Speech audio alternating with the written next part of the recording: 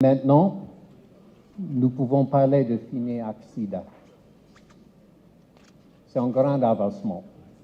Il y avait les gens qui ont déjà noté le taux de prévalence de SIDA, on est occupé par 50%. Un grand pourcentage de population sont déjà, si on parle de 85%, 86%. Il y a déjà les gens qui ont accès au traitement, ils savent leur situation. Et si nous ne sommes pas à 95, je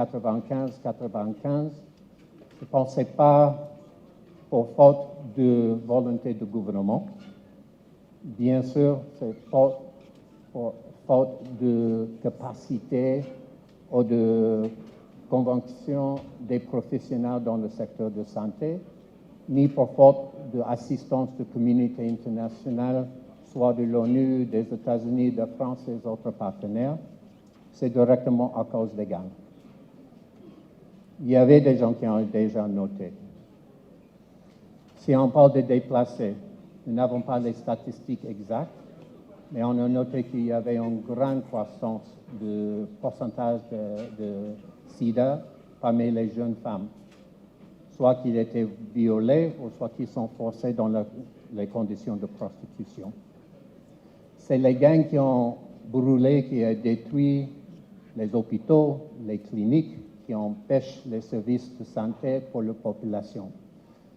C'est les gangs qui ont forcé plus de 500 000 Haïtiens de quitter leur maison. Parmi les gens qui étaient les patients pour les services de SIDA qui maintenant n'ont pas accès à ce traitement.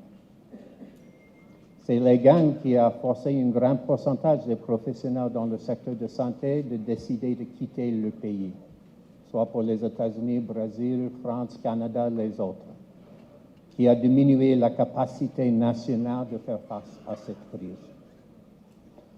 On parle toujours d'impact direct des gangs, les gens qui sont tués chaque jour, violés chaque jour, les maisons qui sont brûlées, les business qui sont brûlés, mais il y a toujours cet impact sur la vie sociale, de santé de chaque Haïtien.